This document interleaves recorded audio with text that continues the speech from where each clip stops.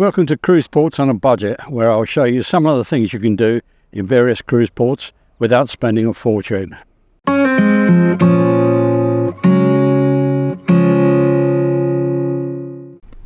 This is Livorno, gateway to Pisa and Florence. And of course Livorno itself is supposed to be very pretty, with canals a little bit like Venice. Although you've got the choice of Livorno, Pisa and Florence, it's not possible to do everything, so you have to make a choice. Today we're going to go to Pisa on the train, and if we have time we'll look around Livorno on the way back. So there's a port shuttle bus. You need to get that really early, and we'll see how we go from there.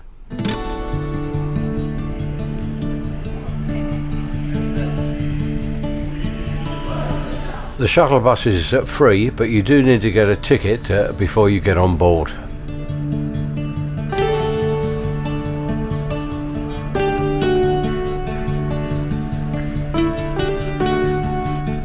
The shuttle bus takes you to Piazza del Municipio, and if you walk straight ahead and then turn left, you can get a bus to the station. Well, it's quite a straightforward journey to the station. A number 1+ or 2+ bus will get you there. You can pay by credit card on the bus, but be very careful. I asked the driver for 2 people to the station, and he pointed me to the ticket machine, and I scanned my credit card, and he waved the 2 of us on.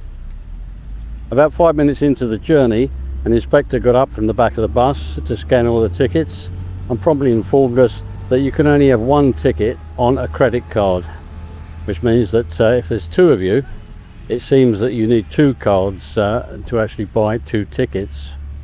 The result of that is that we were told we only had 1 ticket, and were then fined 43 euros, which we had to pay on the spot.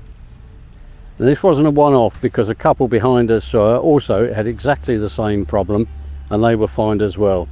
So it's some sort of official scam or whatever, so be very careful. Make sure you get a ticket each, preferably on separate cards. Once you get to the station, you can either queue up at the ticket office or use the self-service machines. These are very easy to use with instructions in English. When you buy your ticket, you have to specify which train you'll be travelling on. So rather than be tied to a specific train coming back, it's better to get a one-way ticket and then get another ticket at Pisa for the return. A one-way ticket from Livorno to Pisa in 2024 was €2.80.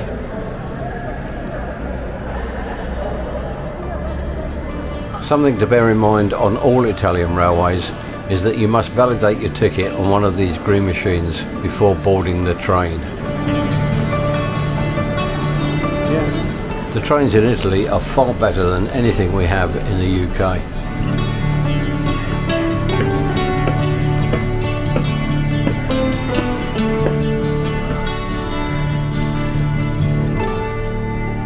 After just 15 minutes on the train, we arrive at Pisa Centrale.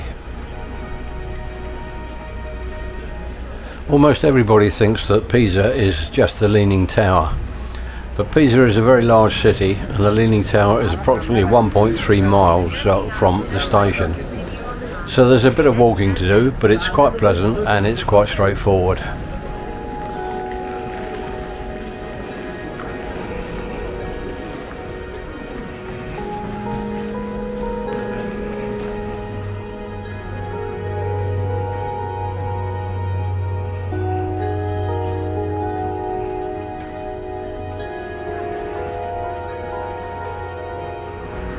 At the end of Corso Italia, you bear slightly left to cross over the river.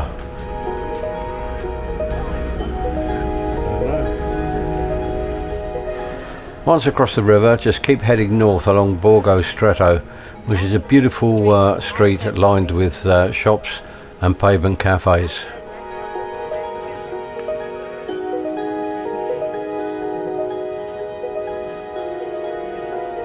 Bearing left along Via Ulysses Dini brings you out to Piazza dei Cavalieri, with a beautiful church and the stunning Palace of the Knights.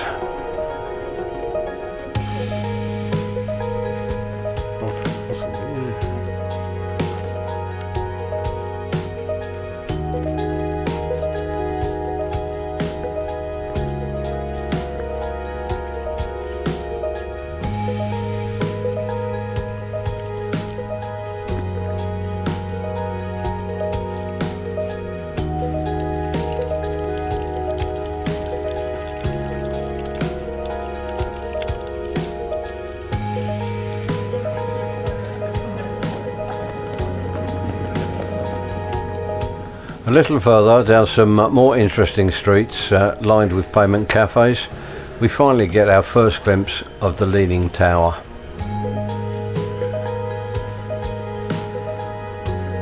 And there it is.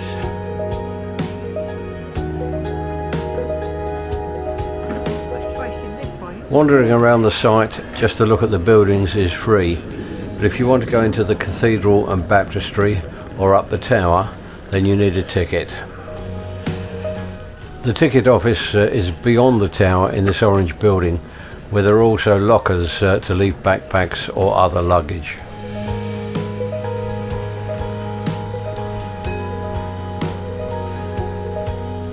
In 2024, a ticket to access all attractions, including the tower, was €27. But if you don't want to go up the tower and just go in the cathedral and the baptistry, the price is only €11. Entry to the tower is timed, so although there's a queue, it's only a few minutes wait. If you're fit enough, I'd highly recommend climbing the tower. The circular staircase winds around the outer edge, and it's a very strange experience as you lean first one way and then the other.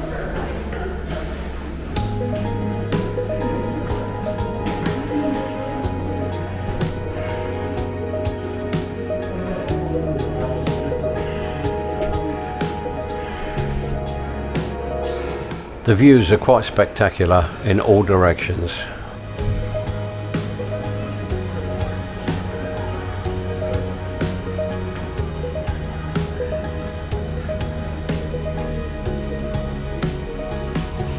What you might not realise is that there is a second level to the tower, so another circular staircase brings you to an even more spectacular view.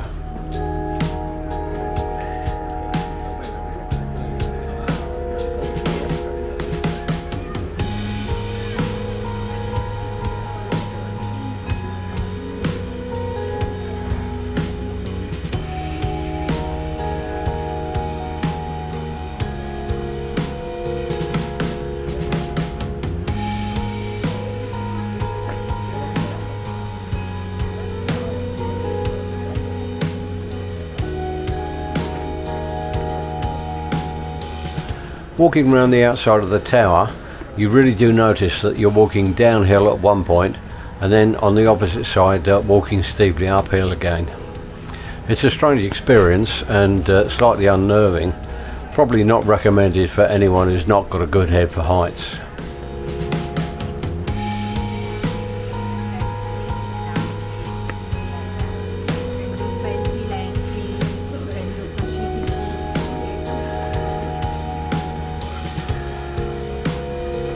There doesn't seem to be a time limit for staying at the top of the tower, but once you've had your fill, it's back down all those steps to ground level.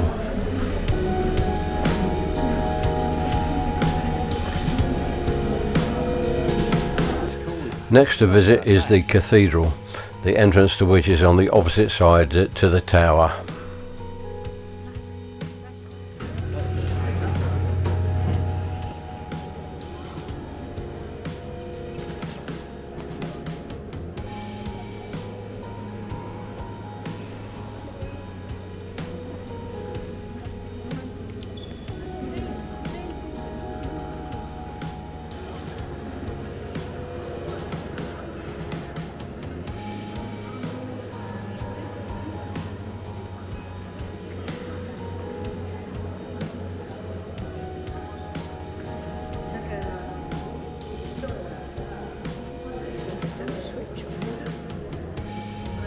and then onto the baptistry.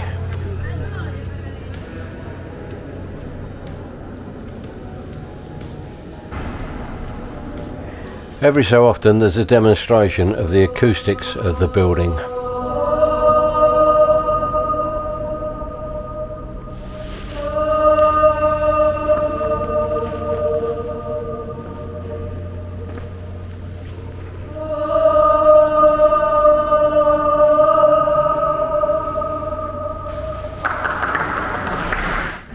Another set of circular stairs leads to the first floor of the baptistry, where there's a grand view of the inside and also of the cathedral outside.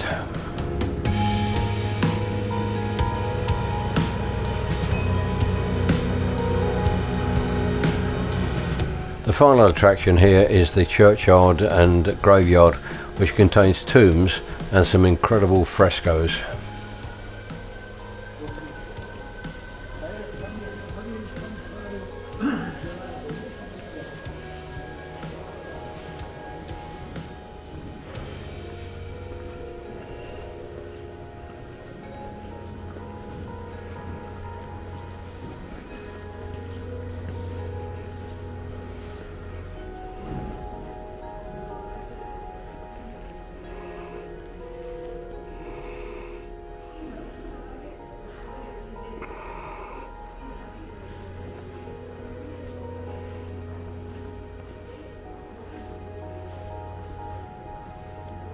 The cathedral and tower are located in the Piazza dei Miracoli, and you can exit this on the western side through this gate.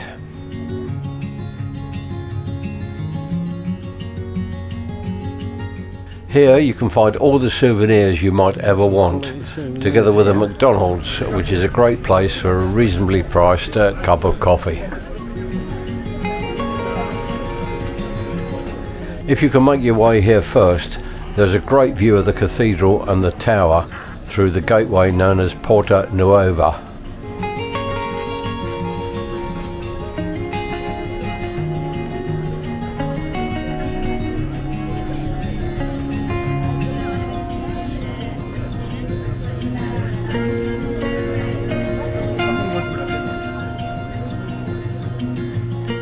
We decided to walk back through the hospital grounds and various other roads to another bridge across the river called Ponte della Cittadella.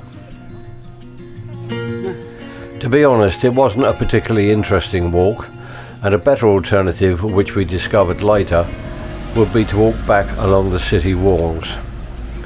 This would be a longer walk of around 3 kilometers, and in 2024 the price was €3. But I think that's money well spent, as you'll probably get a better view of Pisa, the city, than we did on this walk back.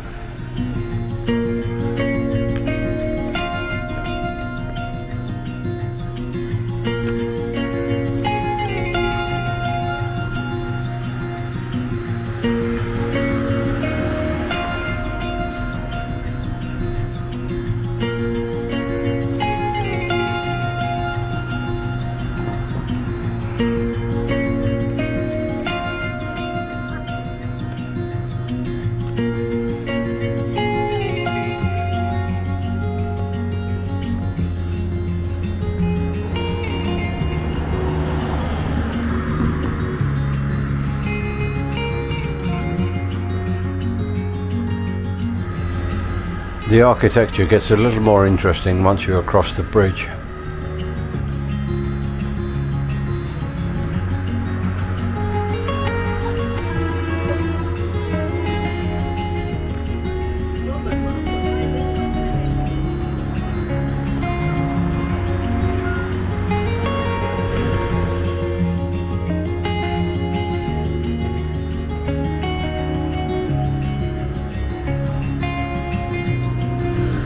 If you follow this sign, there's an interesting walkway through a sort of urban park.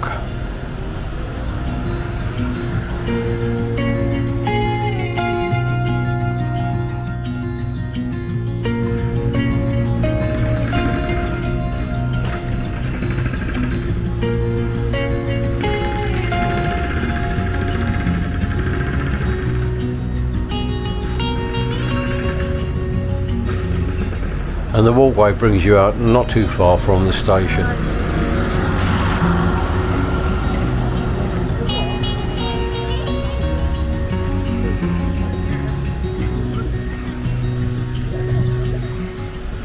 Now it's simply a matter of catching the train back to Livorno. Well, we decided to walk from the train station back to the shuttle bus stop in the hope of seeing something of Livorno.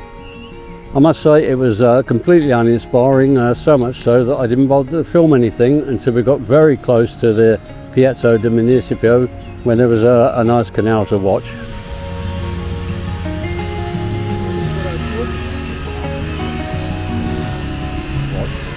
So if you're coming back from Pisa or Florence, then I suggest that you just get the bus back from the station. Walking is not worthwhile. I'm sure there must be some interesting places to see in Livorno, but you've probably got to plan it out separately as a different trip. Well, that's Pisa. It's very easy to do on your own, and you've got plenty of time. So if you ever come to Livorno, then I highly recommend that you go to Pisa. We'll probably come here on another trip, and we'll have a bash at going to Florence next time, which should be just as easy. I hope you enjoyed that, and I hope that's given you some insight on what you can do when you get to Livorno. The ship's excursion to Pisa cost £130 for 2 people, and I'm not sure whether that includes access to the tower or not. We spent €2.40 on the bus, €11.20 on the train, and €38 for the attractions at Pisa. You can get to Pisa for about £12 return. If you want to look around the cathedral and baptistry, it costs about £20, and if 2 of you want to go up the tower, that's an extra £25. The most you'll pay for doing it independently will be around £60, which is over half the price of the shore excursion.